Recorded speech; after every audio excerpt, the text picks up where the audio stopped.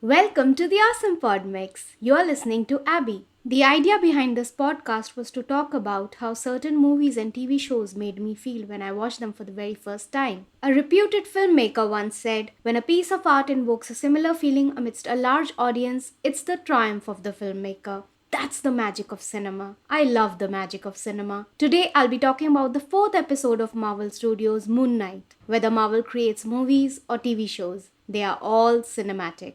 This episode's title is The Tomb, written by Alex Minahan and Peter Cameron and Sabir Pirzada, and directed by the director duo Aaron Moorhead and Justin Benson. The episode begins with a shot of an entrance with light emitting from outside, just like we've seen in the end credit sequence. We see an upside-down shot of Selim's silhouette walking in the dark. As he approaches forward, the light shows Selim holding Khonshu's Ushabti. The frame rotates and the shot slowly turns back to normal. Selim places the Ushabti on the shelf. Selim looks down as if he's ashamed of what he's done and then walks out. The camera tracks back to reveal 9 other Ushabtis apart from Khonshu's lying on the shelf. Looks like a whole set of the Aeneid. Were the ones who appeared on the trial of Harrow frauds? Marvel Studios' title sequence begins. We now see a beetle scarab walking up to the dune and flying away. Layla is trying to wake Stephen up. She drags him from the head side and then she finds Arthur's men approaching them in their gypsy.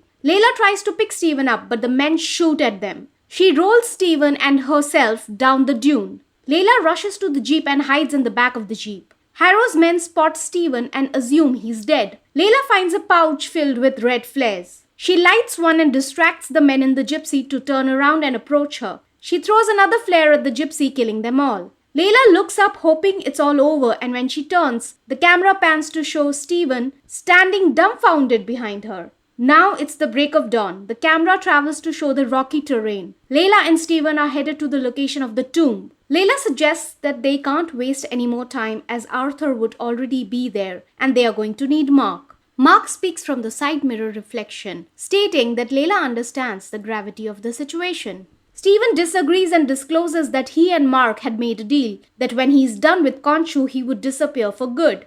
Marc points out that the deal didn't involve getting Layla and Stephen and Marc killed. Layla is appalled because these two men made a deal without consulting her, and that Marc would disappear from Layla's life. Great going, Stevie. Kudos. When it dawns upon Stephen, he reacts by saying, Oh! Stephen comes up with a great loophole that Marc has already disappeared from Layla's life. Oh, wow, Stevie. Just wow.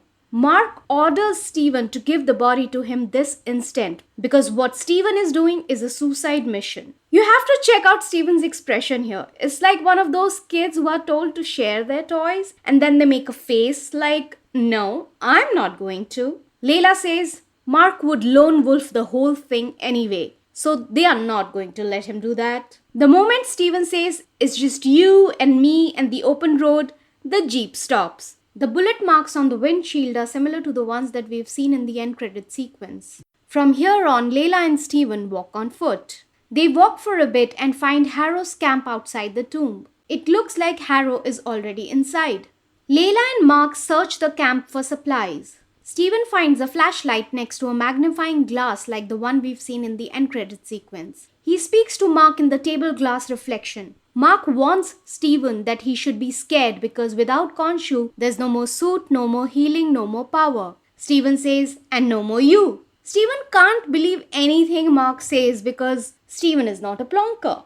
Marc says he really wishes to disappear, but he requests Stephen to be smart about this for Layla's sake. Marc pleads his case, saying he's been in situations like this before. Stephen is like, so have I. We are the same body, isn't it? It's in there somewhere, muscle memory. Stephen, that's not how it works. Marc assures Stephen that he's not alone. Stephen agrees, and he says he's got Layla and Layla's got his back. Marc asks Stephen if he's in love with Layla. Of course he is. Have you seen his face light up when he looks at Layla or talks about Layla? Marc says, if you lay one finger on my wife, I'll throw us off a cliff. You should have thought about that before you decided to disappear on her. Stephen says, if I need a recipe for a protein shake or something, I'll call you. Stephen is mighty excited about this adventure. Layla ties the harness for Stephen and gets incredibly close. Layla says, you smell like Marc. Of course he's gonna smell like Marc. Why are you smelling him? Layla leans in to kiss, and Stephen blurts the truth out. Marc is trying to protect you from Khonshu, that's why he's been pushing you away. He thinks Khonshu wants you for his avatar and he won't let that happen. Layla asks, why are you telling this to me now? Because Stephen feels Layla needs to know the truth. She deserves the truth. Layla says it wasn't Marc's call to make. She doesn't need protection. She needs honesty, which is more of a Stephen thing. Stephen, like a complete idiot, says, what? Being honesty? Layla says, yeah, being honesty. Stephen puts his hand on Layla's shoulders and kisses her. She kisses him back but retracts. Layla is awkward and Stephen is happy, as if he accomplished something of a great deal. Layla was not happy with the kiss. Stephen completely ignored her reaction. It was a really awkward kiss in the history of awkward kisses. Layla relays down the rope. Marc takes control for a moment and punches Stephen in the face. Layla drops down and removes her harness. Stephen falls down as he relays from his rope and wishes that Layla hadn't seen that.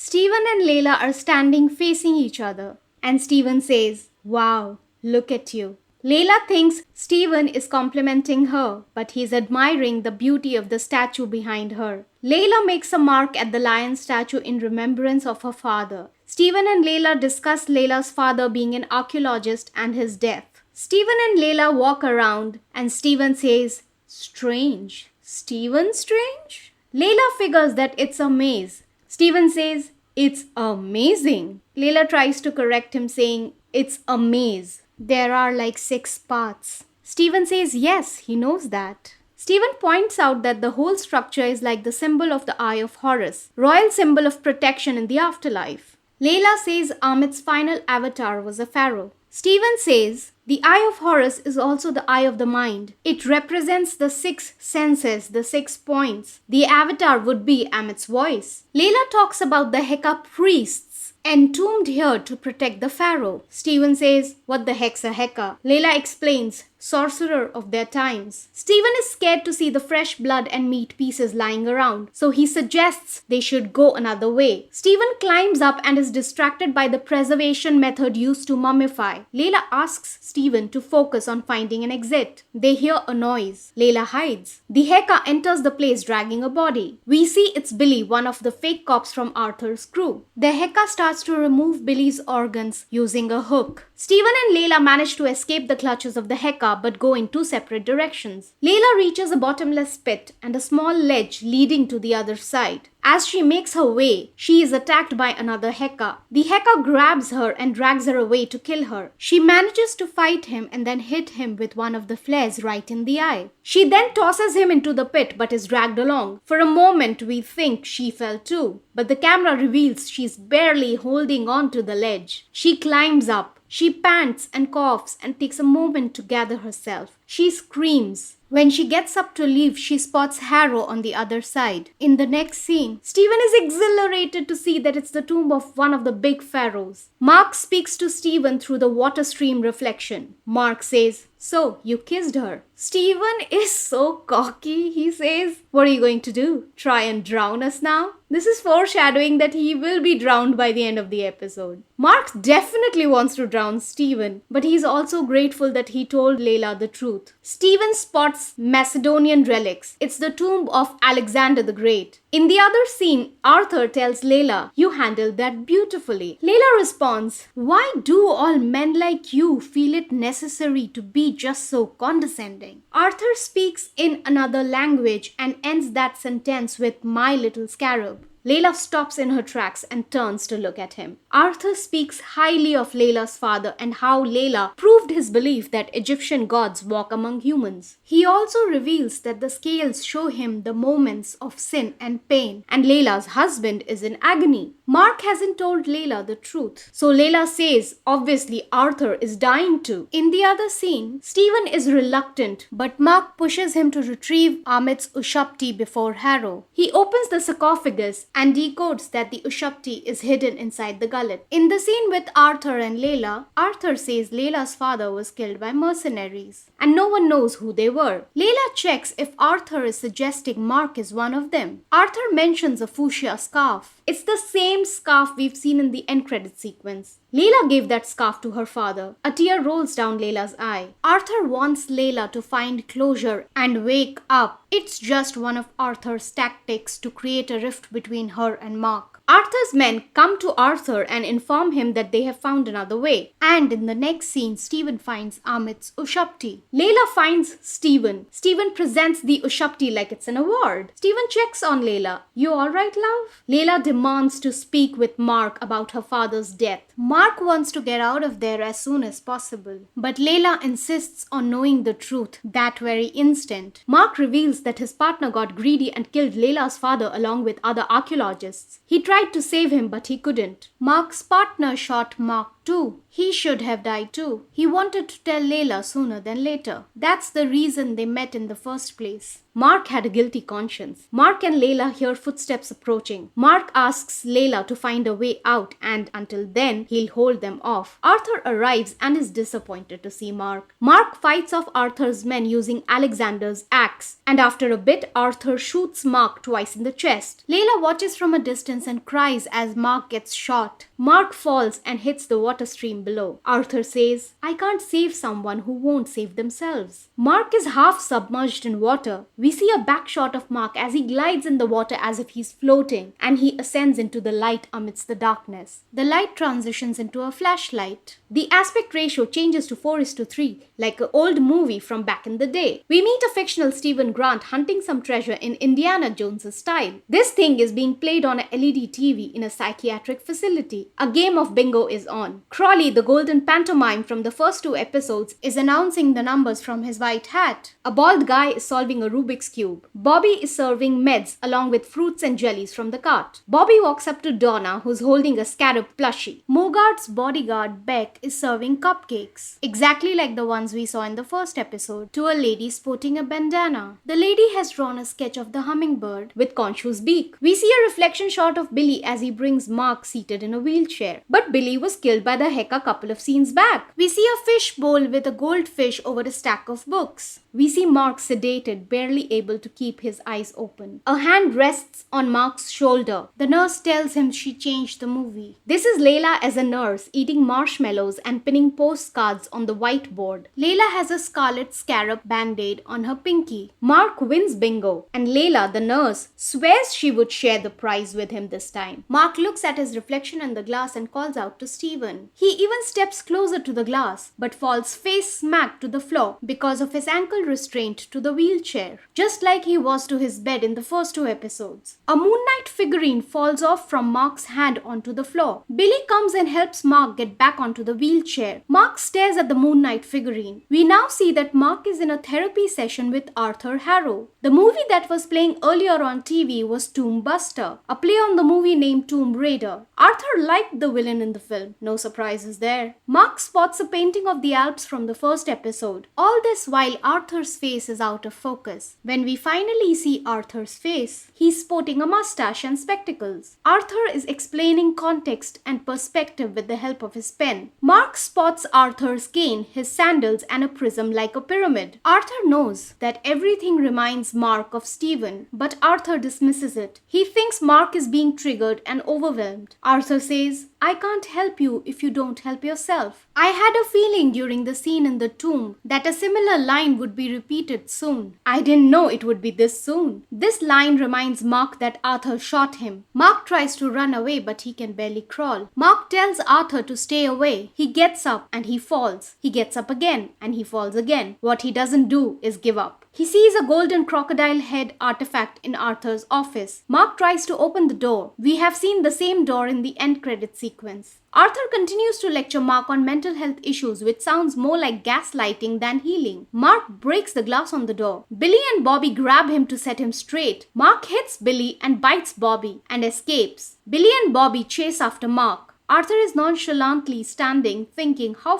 far is Marc gonna run? Marc runs through the psychiatric facility corridor, the same corridor that we've seen in the end credit sequence. Marc charges ahead despite seeing the corridor swaying from one side to the other. He locks himself in a room. The room has a sarcophagus. Someone is trying to get out. The person is screaming, "Let me out! Let me out!" repeatedly. When Marc opens the sarcophagus, Steven steps out. Marc and Steven are delighted to see each other. They hug and it seems like a reunion of sorts. Steven questions the likelihood of Marc and Steven existing as two separate bodies. Marc has no clue. The last thing both of them remember is Arthur Harrow shooting at them. They both try to escape and spot another sarcophagus, where someone inside is struggling to get out. I think this is their third identity, Jake Larkley. Marc and Steven pass by him. At the end of the corridor, there is a door. They see a silhouette of someone and footsteps approaching the door. When the door opens, we see it's Taweret. Taweret is the protective ancient Egyptian goddess of childbirth and fertility with a hippopotamus head. Taweret is voiced by Antonia Saleb. She pleasantly greets Marc and Steven, but they scream in fear. Is this the underworld where you are judged before you can pass through the field of reeds? Steven did talk about the field of reeds in the first episode. This whole psychiatric facility sequence